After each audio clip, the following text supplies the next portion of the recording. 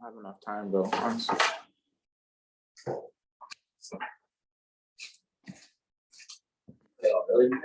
No, that's what I'm saying. No.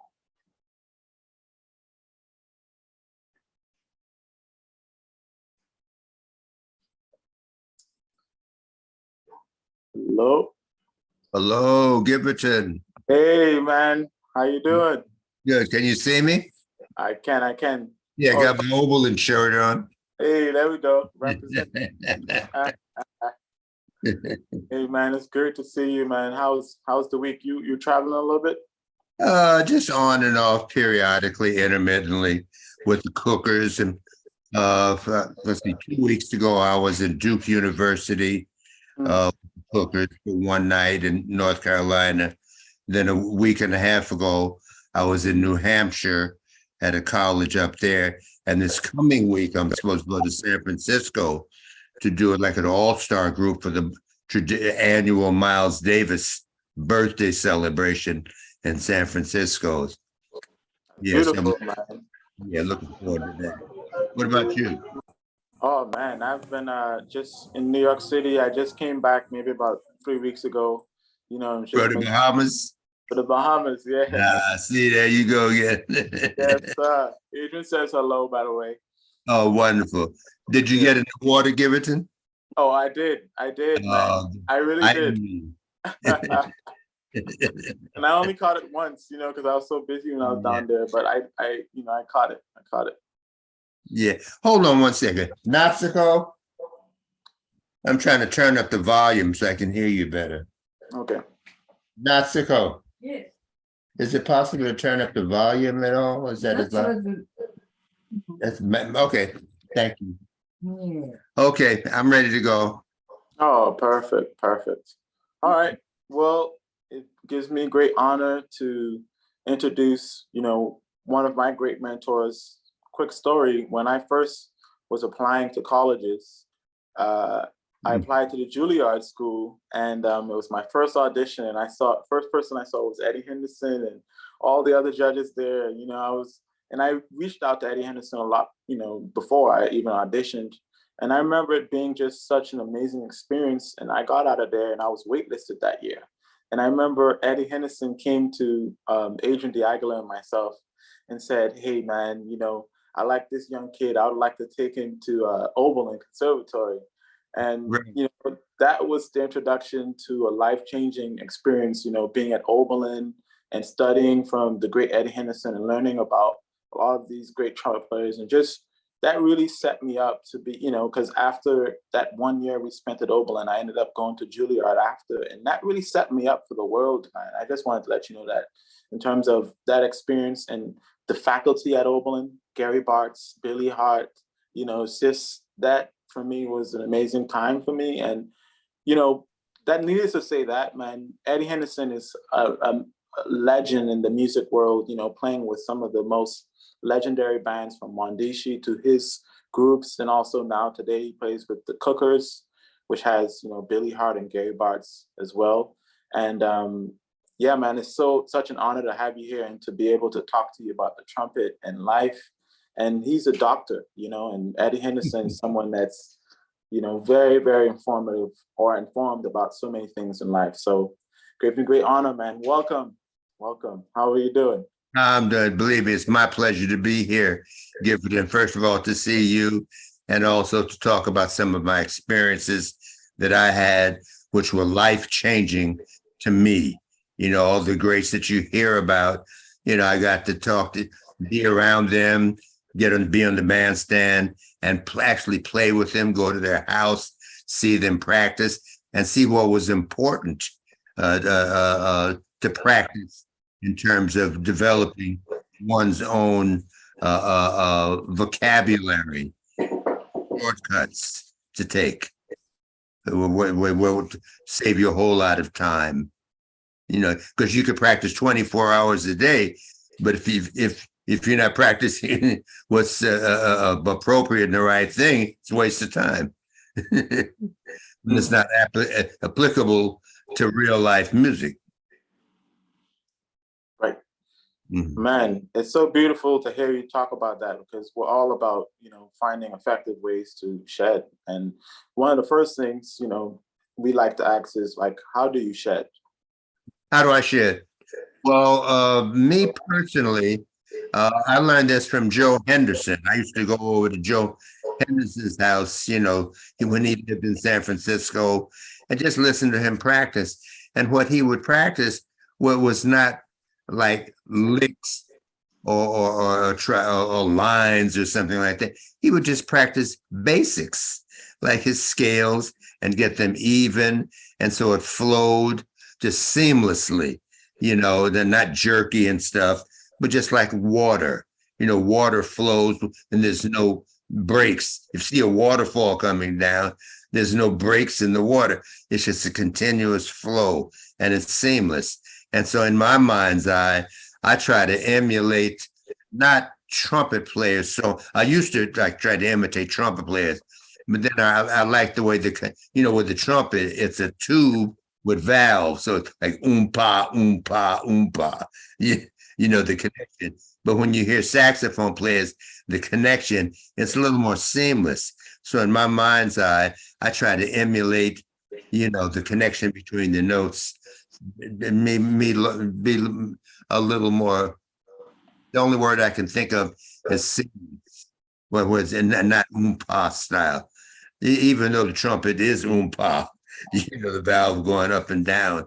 Try to get it a little more syrupy, and because that's the cement that makes the difference between when you hear one player play a chromatic scale and another player like Joe Henderson. I used to sit next to him and see him play 3 octaves. Bo sounds like he's doing a gliss, but then when you look at his fingers, nothing moves. I thought he was pantomiming.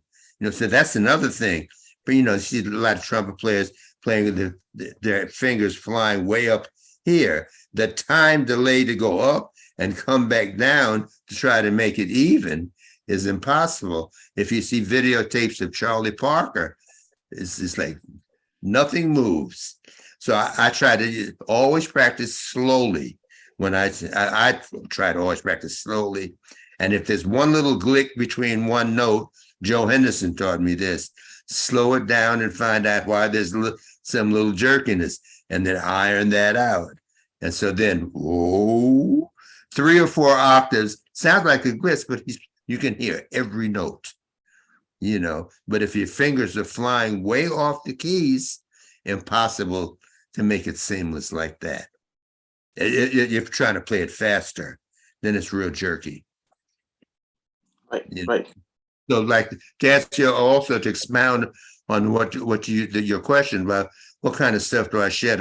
Just basic scales, your majors, your relative minors, your harmonic minors, your melodic minor. Now, I call all these things, as you know, I call them words.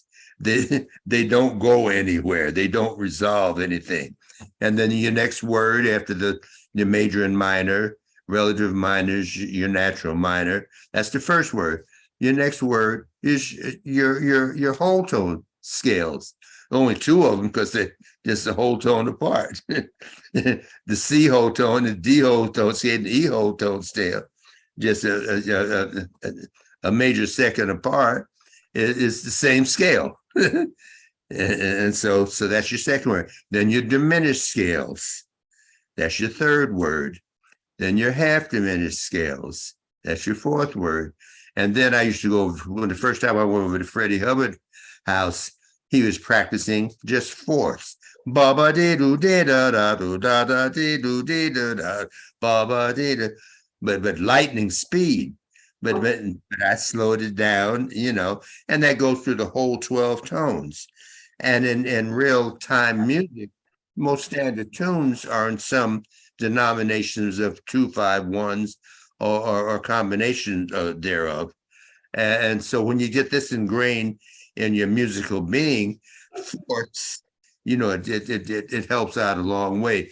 To get, if I ask you to play a cycle of fourths, you don't say da da da and then thinking about it. If I ask you as opposed to if I should play a C scale.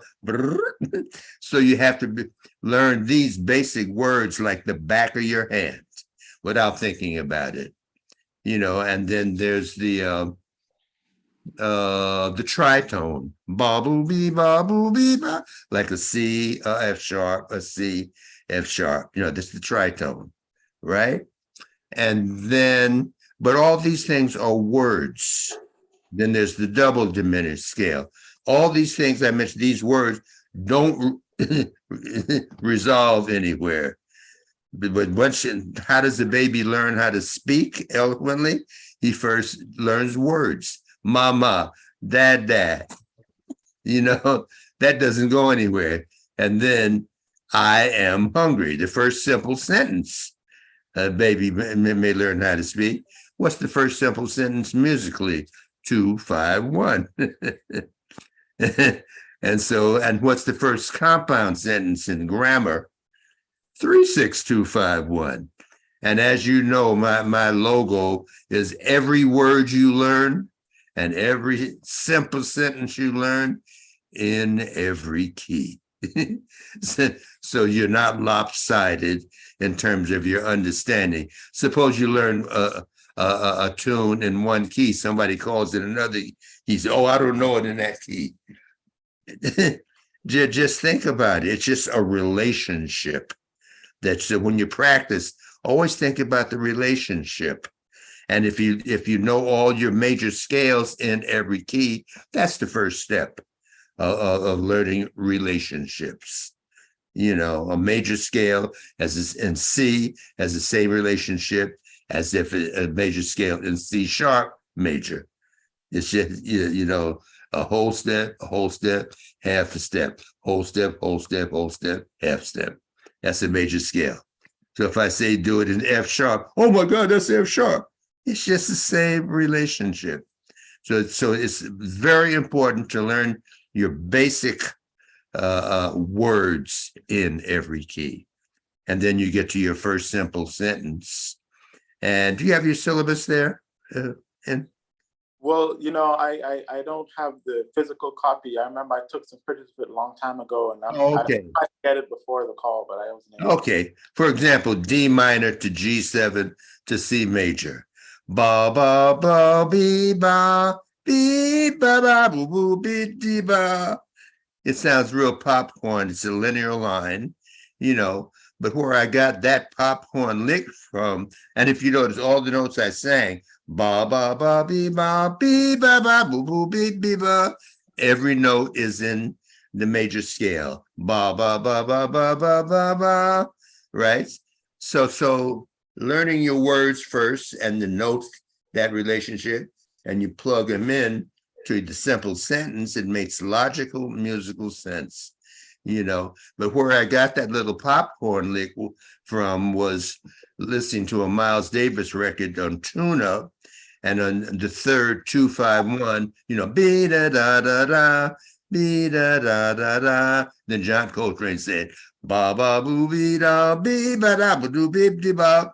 So I use that little logo as an example of a 251 in every key.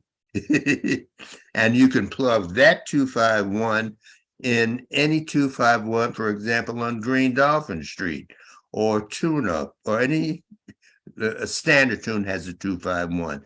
So then you're well on your way to speaking, because you can't speak unless you know the language. Exactly. You might have a divine thought, but if you don't know how to pronounce a syllable, nobody benefits. So you have to know how to pronounce these words, and then you can start speaking and communicating with people, because that's what improvising is. First, you shed it home by yourself, get all these things together. Then the next step is, oh, now I got to play with people and listen. That's the next step. But you can't get to that second or third step unless you can pronounce words, and listening is a vital point in playing. Yeah. Wow. And I would like to expand a little bit on the listening aspect, and what do you recommend for people in terms of developing a better sense of listening, even in a musical setting, or when it comes to even transcribing it. What would you say? Yeah, just like we're doing now. You're talking, I'm listening. When I was talking, you were listening. Then there's communication. But you hear some players going, they want to play everything they know to impress people, not listening to anybody else. The music goes nowhere. There is no music. There's no conversation. Mm. Don't you agree? Absolutely, absolutely, man. No, I Yeah. mean, I think that's the foundation for all that we're trying to do, because it's like, if there's no conversation, then what do people have to latch onto? It's just a bunch of rehearsed. Exactly. Yeah. Exactly. Exactly. But that's good. Up to a level, you get some expertise or vocabulary on your finger. Then you want to go out to a jam and say, look what I can do. They haven't reached that next plateau yet. Oh my God. I got to, the man might be around the corner, made a left turn, and you don't know you open your eyes after you finish playing all you know, and nobody's there. Where'd everybody go? Well, they're at the bar.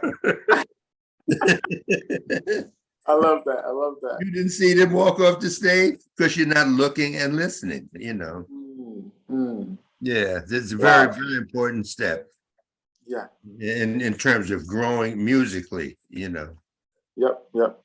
Yeah. Man, that's deep, man. And it's interesting because you're one of the people that, I remember you mentioned specifically that Pensativa record, where you were one of the listeners on that live recording with Freddie Hubbard and Lee Morgan. Oh, Night of the Cookers. Ooh, I man. was right there. I took Freddie to the gig both nights and back home after the gig. But all that screaming you hear in the record, that's me. I recognize my voice. Oh man, that's I was amazing. so excited. Oh my God. They were just right in front of me. Oh my God. It's just talking about it. I can almost visually see it in my mind's eye. Now I was thrilled. And I used to follow those two guys like a little puppy going to knocking on the door. Hey man, how you doing? Can you show me some of the stuff you played last night? They were very patient with me. They're very nice. Oh, and speaking of that, the first I met Lee that night, and I went to his house the next day. So Lee was very cordial and said, come on in, get your horn out. And I remember he pulled out the Arbenz book and said, let's play. I remember it was 60 duets. We played Bolero. Now, I remembered Bolero, that particular duet, from when I was in elementary school. Both lines, the top line and the bottom line. So Lee said, well, you want to play the top line? I said, oh, no, you're Lee Moore. You play the top line. So actually, he was physically touching my shoulder, right? So he counted it off.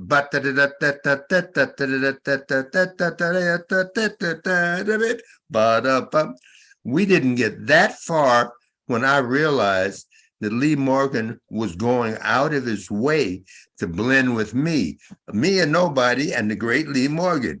And it was like an electric shock, Giverton. I screamed. I was shocked. And Lee Morgan did just like this to me. He took his glasses off and looked at me and said, you dig? And I swear to God, you Wow. dig? In other words, no matter who you're playing with, go out of your way to touch their souls through the medium of sound. What a mouthful. But all he said was, you dig? What a lesson. And so that day, I remember you were mentioning, was that the day during the Hermosa Beach recording? Pardon me? So I remember you mentioned that was like the day during the Hermosa Beach recording of both.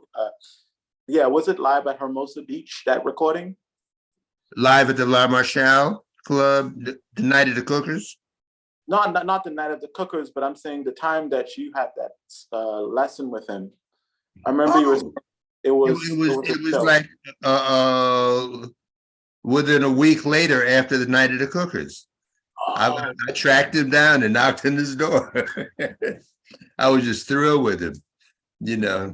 Mm. And it's I knew Freddie Hubbard, but in fact, I took Freddie to the gig that night and dropped him back home. And but the first time I went over Freddie Hubbard's house, he told me to get your horn out. As I was getting my horn out, he had Coltrane's "A Love Supreme" playing on the record. So he was playing with the record, be bobby da ba da ba da da da resolution. And I'll just sit there with my mouth open. And then Freddie put the horn down on the sofa and pointed at it and said, "See that thing right there? That's the baddest of all. If you get that together, that's the baddest of all." Gabriel played the trumpet in the Bible. I said, "Whoa." Oh my God. Look what I'm standing next to, Yeah. Wow. So there's this, you were about to, oh, there's this like connection that I'm seeing in terms of the trumpet and the sax, and how Joe Henderson and Freddie Hubbard and John Coltrane, and in terms of that connection, when you were taking Freddie Hubbard, to the gigs, like what was this conversation like? And well, I was like I had heard him play with Art Blakey before that, so I was just quiet as a church mouse, just looking at him, And it wasn't too much conversation. I was just while he was warming up in the back, I was right there just staring at him, and not too much conversation. Oh, one thing he did mention, we were just talking about trumpet players, and somehow Booker Little came up, and the great Booker Little. I mean, a gift from God of the trumpet. And as I heard that Freddie Hubbard and Booker Little moved to New York either in the late 50s or very early 60s and lived together. And Freddie Hubbard told me himself that Freddie practiced like 7-8 hours a day. He said Booker Little practiced 16 hours a day. Every day. And Freddie would just get mad and say, "Damn, I want a life," and Slide Hampton had a nonette that he had where he had Booker and Freddie in the band. And we'd always pit them against each other, playing eights back and forth against each other. So Slide Hampton and Freddie verified it to me. You know how fast Freddie can play?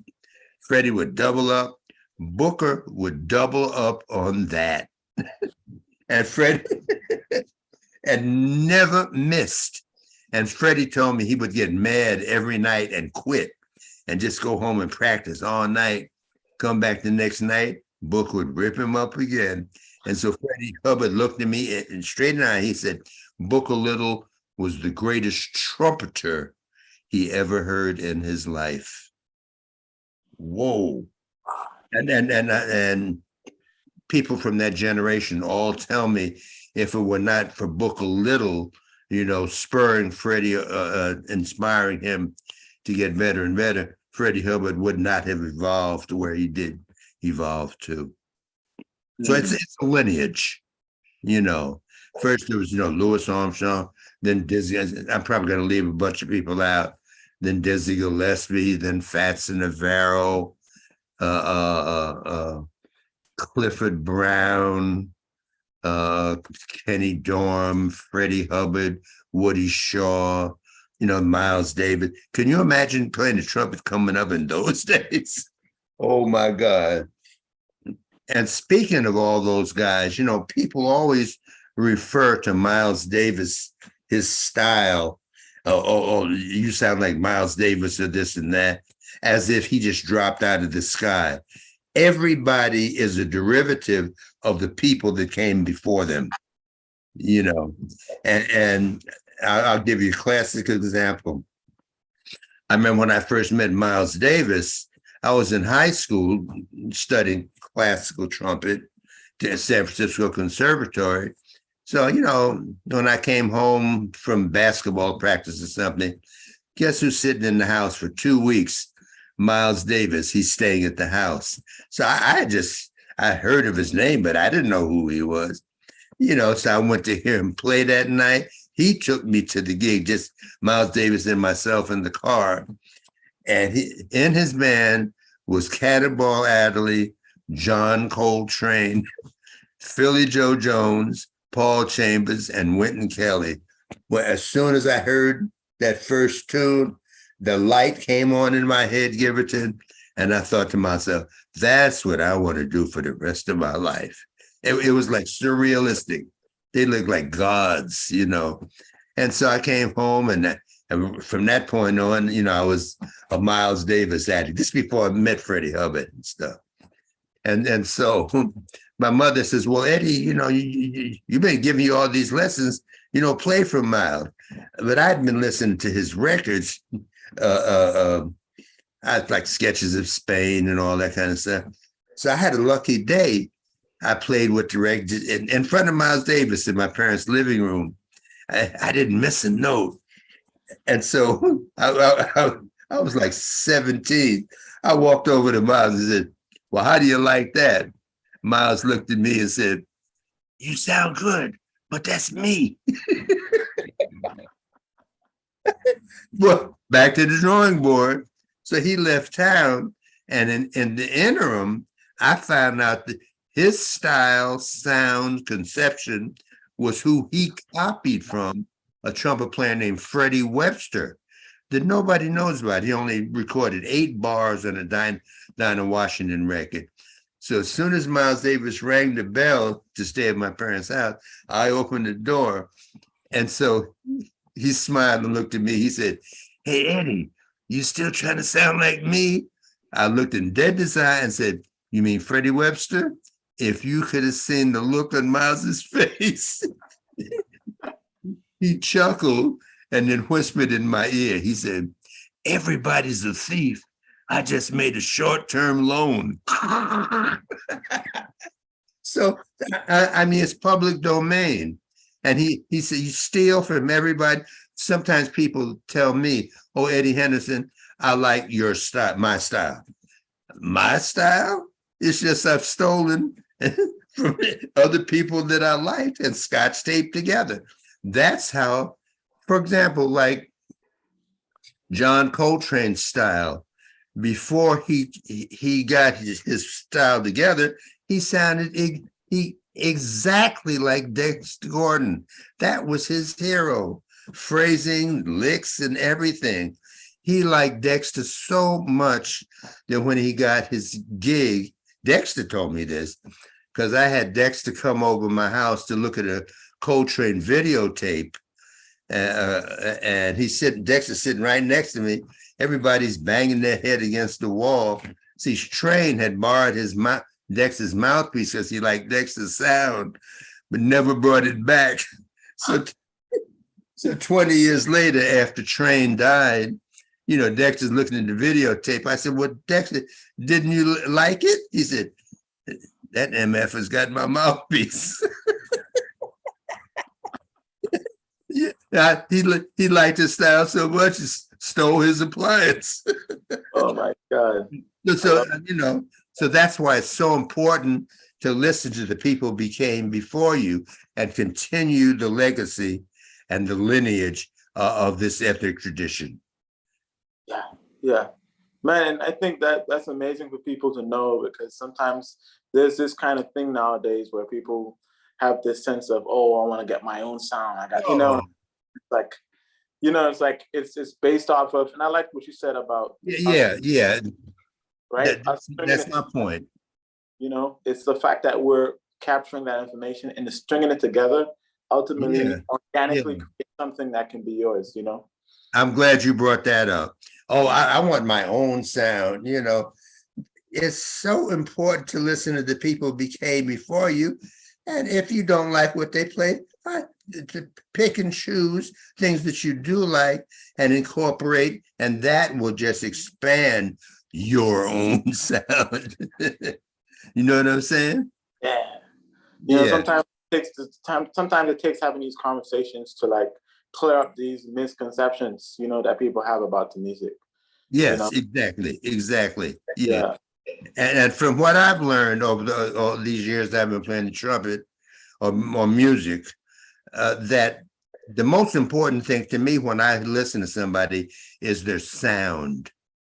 You know, I don't care about how fast they can play or how high they can play.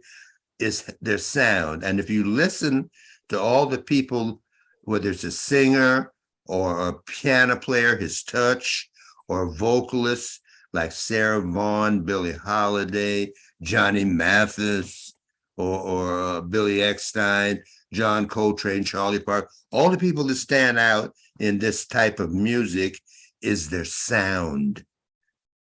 That's the people that rise, to the forefront, the sound. And believe, I tell all my students, you will get more work and have a more longevity to your career by having your own sing. See, in the old days, everybody was identifiable by their sound. Johnny Hartman, the singer, Ben Webster, the saxophone player, Johnny Hodges, the alto player with Duke Ellington. Everybody had a distinctive sound. I'll give you another example. The head of Berklee School of Music, I forget his name, but we used to be good friends. He gave me, he said he was so excited. There was a saxophone player at Berklee that played real technically, really. Eddie, how do you like this guy? So he put it on. It sounded like boogity, boogity, boogity, boogity, boogity, boogity, boogity, boogity, boogity. I said, well, I don't know who it is, but I know he went to Berklee because he sounded anonymous. You know, you hear so many players playing a bunch of notes. Who is it? I don't know. Sound like anybody else. But the guy who comes and plays one note, whoa, and sticks out of the crowd, that's the one you take note of. So I tell all my students, work on developing your sound. They said, well, how do you do that? I said, start listening to other instruments. Start trying to emulate a singer. And as an example of what I'm talking about, I used to ask Miles Davis. I heard him play My Funny Valentine one time in person. So beautiful. I said, man, how do you play that ballad so pretty? He said, listening to singers like Sarah Vaughan and Billie Holiday, like or Nat King Cole, Unforgettable, and then leave some space.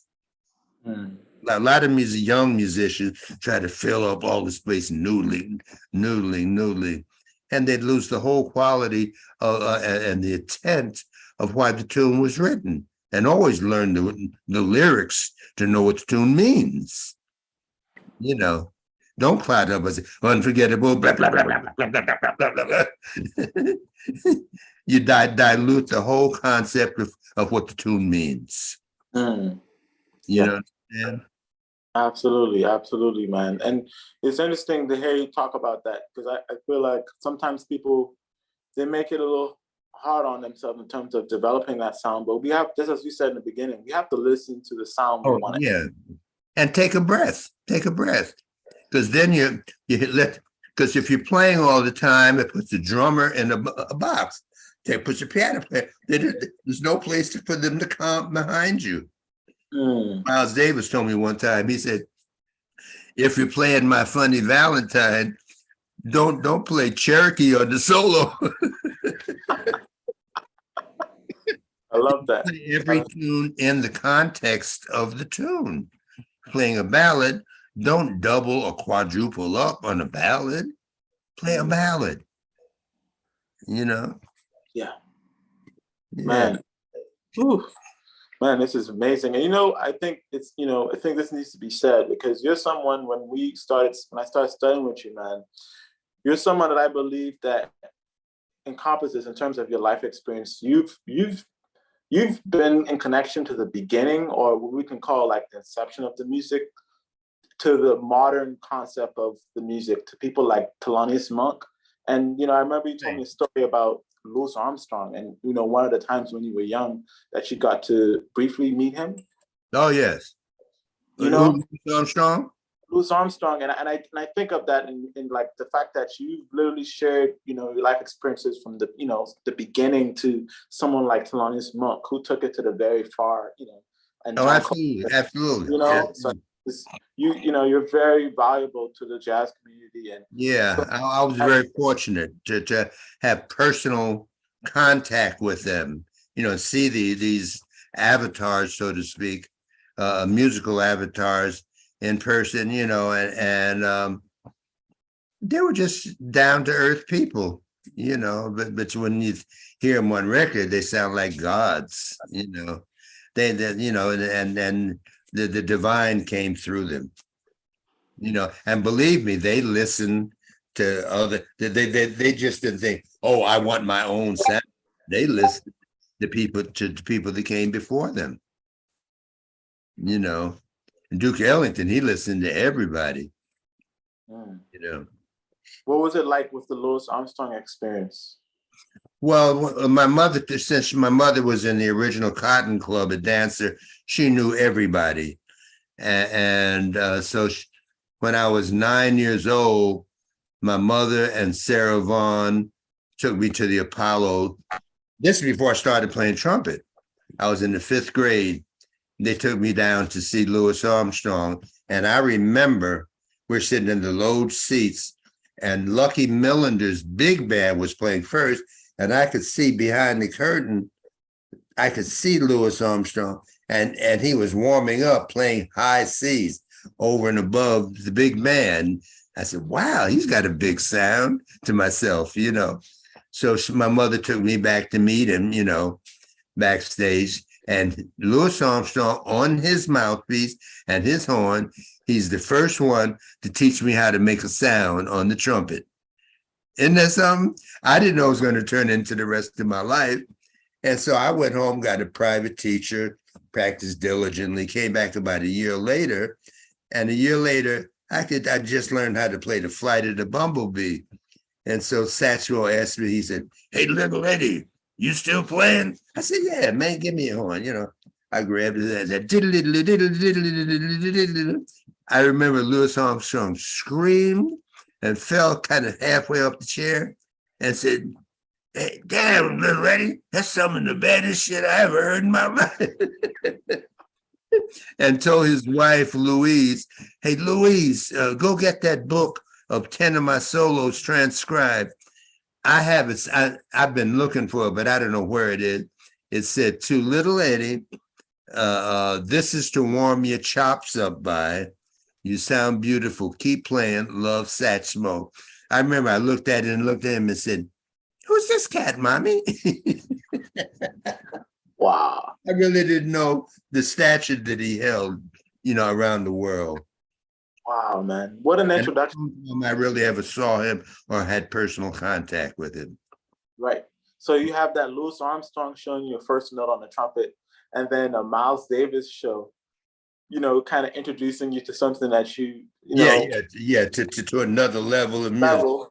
Yeah, because the Miles Davis thing is the first time the light went on musically. I was like, Louis Armstrong was 9, Miles Davis, I was 17. So 8 years later, I kind of matured a little bit, and with John Coltrane and hearing that, said, oh my God. That's when I started chasing Freddie Hubbard and Lee Morgan around. And then when I was in medical school, I met Woody Shaw, who had just come back from Europe playing with Eric Dolphy. I was 23, Woody was 21. We immediately became good friends, used to practice together. And at that time, Woody was trying to play like Freddie Hubbard, but it just wasn't in his character. He played much more angular. Freddie was more linear. But we used to practice together. A lot of the stuff in the syllabus, Woody and I, that you have, Woody and I used to practice together the same things, and talk about the same things we're talking about now, about sound, about your fingers flying off the keys and stuff, keep them as close as possible. Always practice slowly. And then you can split up the envelope until it sounds like a waterfall. Especially those minor seven arpeggios. I used to go over and see Freddie Hubbard used to eat that up, right? And so I used to see Freddie Hubbard's first practices slowly down like Niagara Falls. Wow. Always practice slowly, then speed up the envelope as fast as you want. But slowly, and another most important thing when you practice, listen to yourself.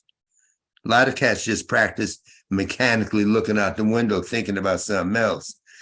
Joe Henderson told me this: always listen to yourself. You don't need anybody else to tell you how you sound if you're listening to yourself. Mm, mm. You know what I'm saying? Absolutely. Man, Critique yourself. say what? Critique yourself. Yeah. Wow. And it's interesting, man, because I like that kind of knowledge in terms of, being in the shed is like what we all need, because that'll save us so much more time, right? And, as Say you that said, again. that'll save us so much more time Oh, knowing, right, going into the shed, just knowing that, like, I need to really take things slow. I need to always be listening, and these absolutely. little things to keep in mind. I look at them as grounds, right? You You're know, right. uh, Right. but it really makes me think as you talk about, your experience in the medical field and you being a doctor. I remember when you spoke to me about your Thelonious Monk, experience, and you spending time with him, Oh yeah. as a and you also dealt with him in also like in a doctor kind of relationship, right? I want to hear a Right. little bit like that too. Right. He was in a psychiatric hospital, and I was doing my residency specializing in psychiatry. And lo and behold, one morning they admitted him, and I walked down. I said, "Oh man, 4 o'clock in the morning." And all of a sudden, I said, "Oh my God, that's Monk!" And what a trip he was. Wow. Yeah, yeah, yeah. What, He was. Say what well. was that? What was that experience like? Well, they didn't know what to do with this man. He was a special case. And to make a long story short, they gave him electric shock therapy. They went as high as they could on medication, and electric shock therapy was almost like triples the effect. And so they would they wouldn't they were going to put him on a back ward and lock him up forever. But they allowed me to take him to the gig and bring him back to the hospital after the gig every night in San Francisco. And so how he would spin around, dance and stuff. So they asked him, well, how is he doing? I said, well, he's back to normal, not like a normal person. He's back to his normal. So they let him go. And I signed the discharge diagnosis, schizophrenia, unclassified type. Mm. Well, if it wasn't for me, they were going to lock him away forever. Wow, Yeah, he was a genius. man. Definitely. Yeah. And did he say much? Did he say much? He didn't talk too much, but when he did, it would be a mouthful. Mm. I mean, Mm. he was schizophrenic. He'd be like incontactable. Like you look at him, you could tell in his eyes, room for rent, no vacancy, or vacancy, what? Nothing in there. The next day, he talked to you just like you and I are talking to each other. Wow. But you couldn't predict what he was going to do. Very Mm. unpredictable. Just like how he played. Yeah. That was him. He was his own man. But a lot had to do with the cumulative drugs he took. There's one test called the electroencephalogram. The brain waves. It tells how much drugs you've taken over your whole life. The needle is going like this. When it got to that wave, it jumped up to the top and the needle broke. Wow. That they didn't know what to do with him, Mm. Yeah. Man, oh man, you're someone that's really vital to history, man. Like Yeah. all this information and Yeah. very important to our culture in terms of the Yeah. jazz world. You You know, a know, lot of people have asked me about Monk and have written books, chapters in their books, because those years or those 6 months that I saw him were the lost period. Nobody knows what happened to him. And I kind of filled in that gap of what was going on. He kind of like disappeared. Yeah, yeah, yeah. Well, how are you doing, Givington? oh man, I'm doing well, man. This is feels great to have you here into this Oh, talk. my pleasure, man. Inspired. Not mine, mine. So good to see you. Always, man. Always, man. It's just it's great to also share this, right? To share this information with other people so that they can get a sense for what should we actually be doing. Getting the Yeah, information, the source. Someone like you who's been around those legends and masters. yeah.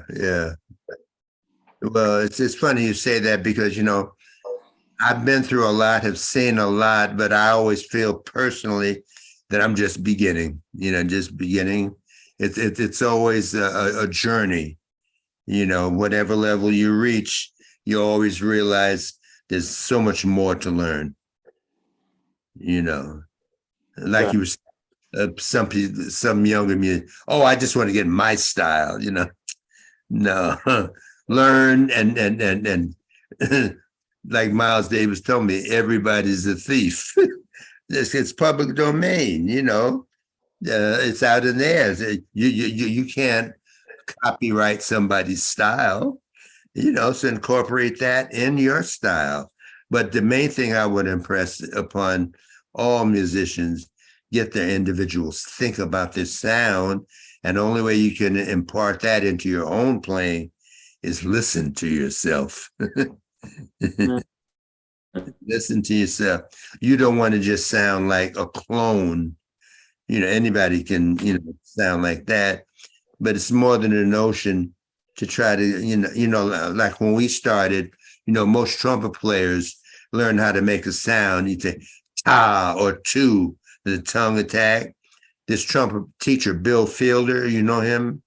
Yes. I was walking down the street one day. I didn't know who he was, this elderly gentleman. He looked past me and said, "You ready, Henderson?" I said, "Yeah." He said, "What is a trumpet?" I said, "Oh my God." Well, I didn't know what to say. I didn't want to say a vowel, a brass inch with three vowels. I said, "I don't know." He says, "An extension of your mind." You know, Mm. don't don't think that it's a separate entity. You're here and the trumpet's here. It's just part of your being. Extension of your mind. When you want it to become one with you. Then he asked me, "How did I make a sound?" I said, "Ta." He said, "Wrong again." He said, "Ah, not ta." You want the sound to emanate from within your being, not ta, not emanate from just the buzzing of your lips. That's all up here. But you want it to resonate from with somewhere down low. Ah, and that will enhance you finding your own individual sound. And that's like the breath attack, right? Yeah, the breath attack. Mm. Uh, like when you hear singers, ah, unforgettable, unforgettable. You don't jumpstart the sound. You went, ah, and then let it emanate from nowhere, all of a sudden appear. And the way you develop that is start the sound where it's almost inaudible, then bring it to the forefront. Always practice as soft as possible, then bring it back where only you can hear it. Then you have control over your sound. But if you say, ah, that explosive tongue attack, it's mechanical. Mm. Mm. Yeah, Wow, man. This yeah. is, I think, yeah, this has been like so like you're a gem, man, to all of us, and I appreciate. Thank you, man. I'm really grateful to have you here. We have No, the man. people. Are many people on this Zoom thing? Yeah, and they have some questions. I think Dora Barron is a dedicated shedder. Uh, And there's this piano player from Israel, Dora Barron. who develop Uh-huh. better. And, so we open it up to those people Okay. that want to, ask a question and, Okay. here. Okay. I'd love to hear it. Yeah, man. Yeah. First of all, I'm really glad and like it's a pleasure to hear from you. Yes. And like yeah, I really like appreciate your music. Thank you. What my question is, what is your opinion on today's jazz scene around the world and the future of this music?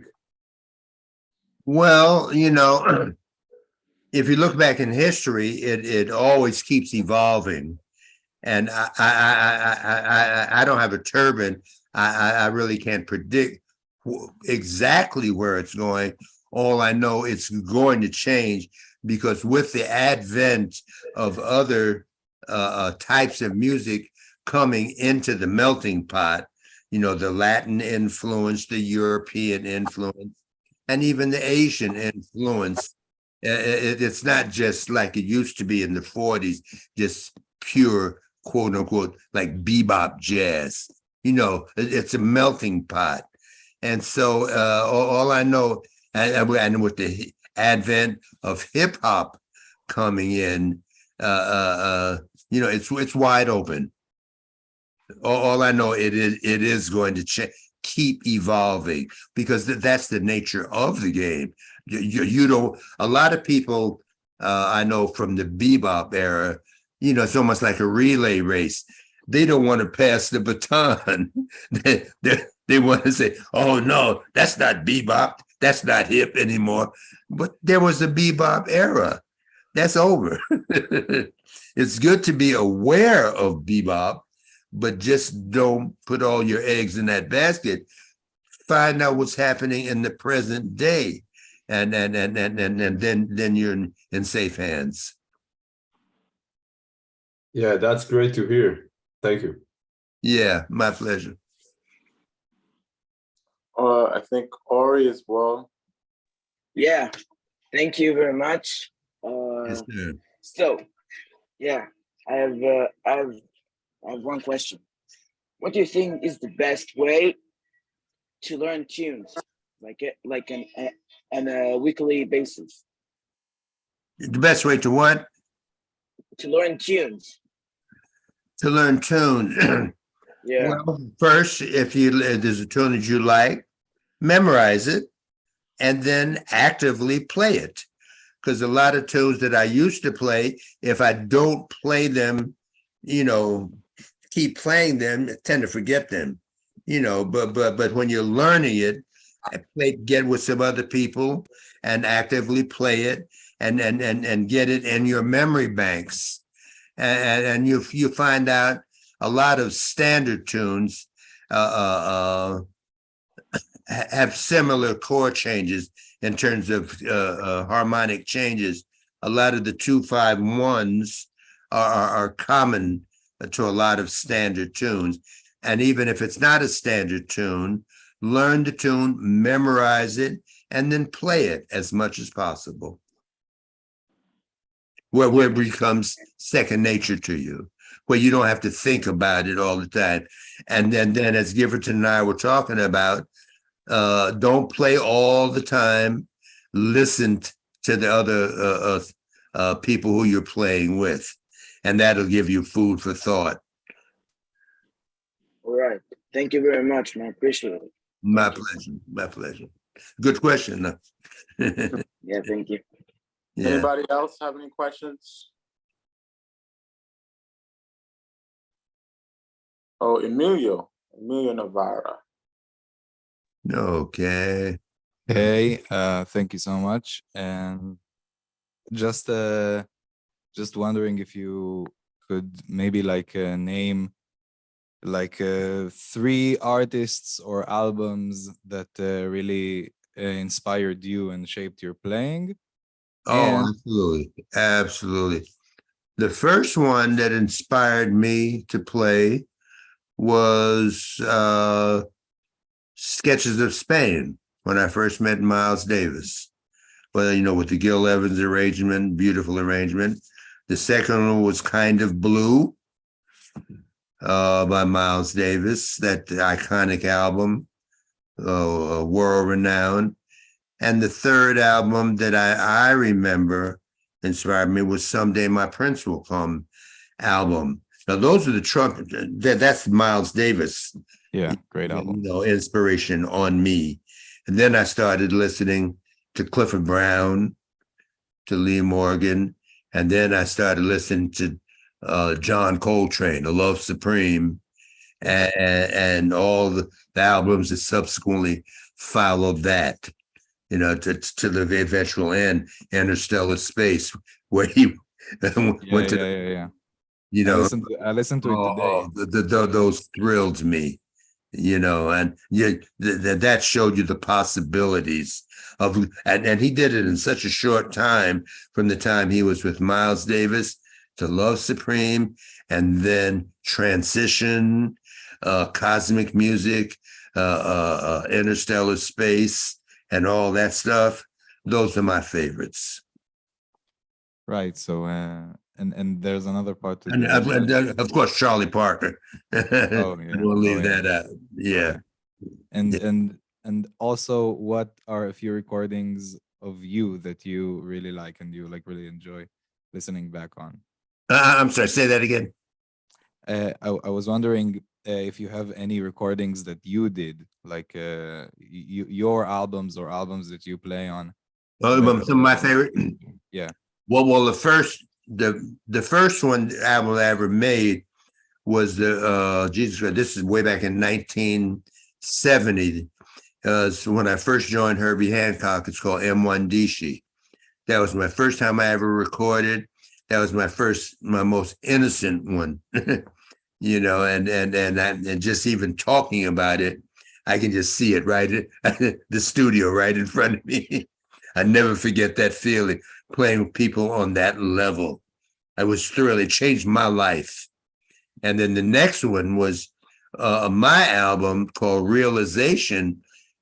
They were so gracious to allow me to put my name on it, but it was really the same people in the Herbie Hancock group, but a little more undiluted. It was really how the Herbie Hancock M1 Dishi group sounded in person.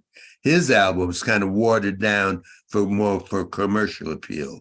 So that was called Realization and Inside Out, my first two albums under my name. Yeah. Right. Thank you so much. And then after that, I went into the kind of a fusion period, and I used some different people. It wasn't my idea, it was the producer's idea, where I was using electronic equipment, wah-wah, the phase shifter, and Echoplex. And I really enjoyed those. A notable one was called Sunburst, and that put me on the map in England. To this day, the disc jockey over there made a mistake, and one of the albums, one of the tunes, he was either called Prance On or Cyclops. The disc jockey in London it was a 33 album. The disc jockey made a mistake and played it 45 speed, and that was the hit. It sounded absurd to me, but when I thought about it, it was right in the pocket of the disco era.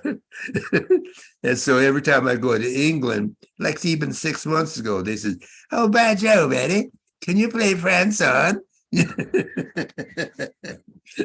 That was 50 years ago, but that's still ringing the bell. So I'm just thankful for that whole evolution. I've been very lucky. Right. Thank you so much. Thank you too, Emilio.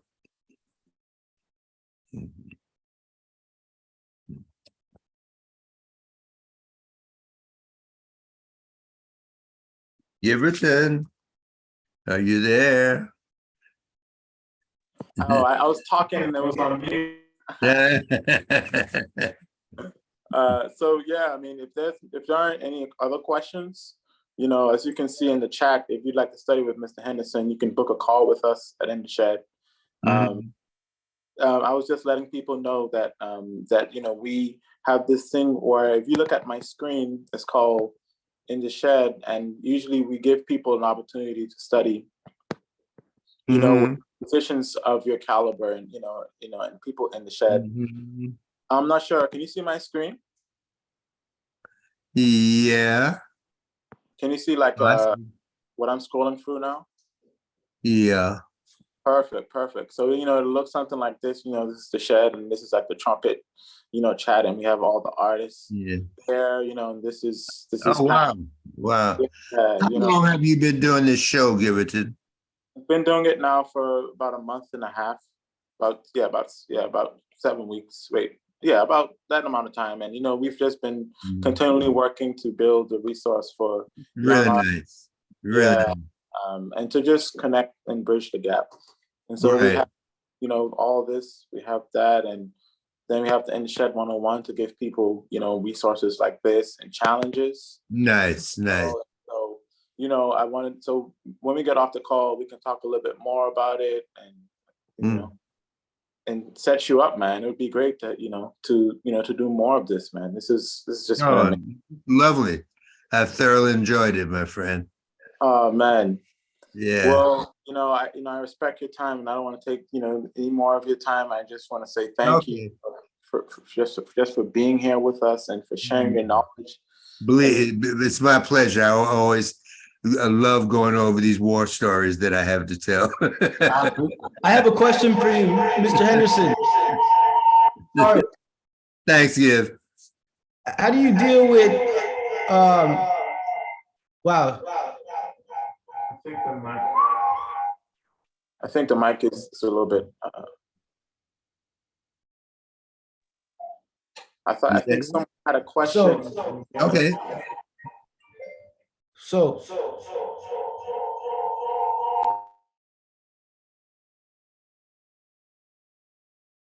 I don't have any audio. Well, can you hear me now? Hmm. Can you hear me now? I can hear you now. Okay.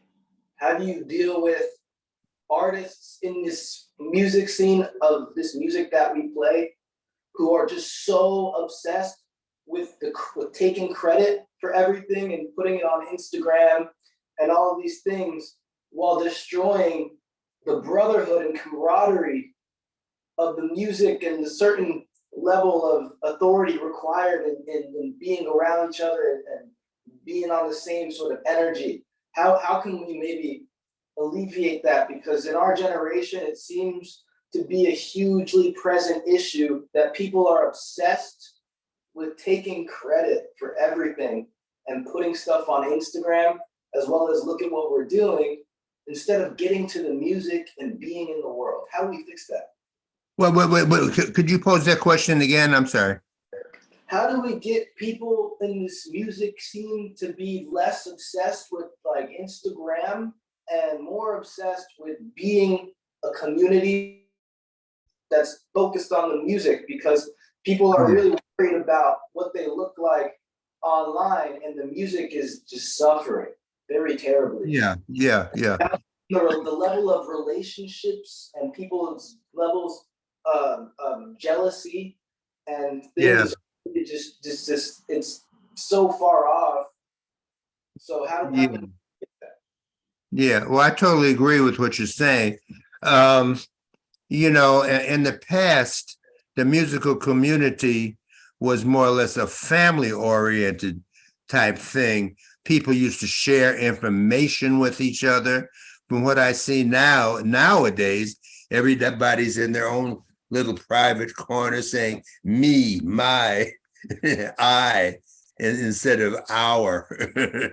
It's our music, not my music, And in terms of how to rectify this problem, I'm really not sure with all this, the computer technology, and I don't know. I'm not that computer savvy enough to answer that question. But as you posed the question, it's a community affair, not it's a collective portrait. The music is not a self-portrait of any one individual. Like, yeah. Yeah. Sorry to interrupt. It's just, yeah. So with that being said, would you think that maybe this has to do something with developing respect True. The answer to that, quite frankly, I'm not equipped to answer that question, how to rectify it, to tell you the truth.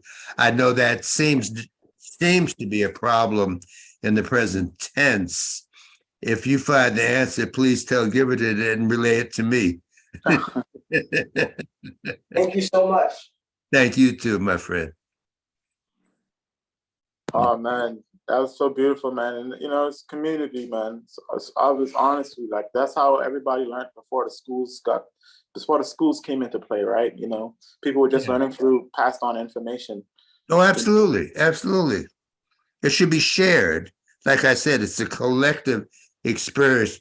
It's common knowledge. You know, everybody should that information should be disseminated to everyone, and let everyone use it as they wish, not keep it privately. Say this is my stuff. No, it's not about that. It's not a selfish art form. Yeah, that question was actually by Kyle Benford. By the way, I don't know if you're familiar with him, but he played on my first record, True Oh, Design. wonderful. Yeah, he's a drummer. Wonderful. Well, man, once again, thank you so much, man. Thanks, give it to me. man. So good to see you and talk to you again. And let's keep in closer contact, my friend. And I'd love to do this anytime. Oh man, I Just give me a appreciate that, call. man. Thank you.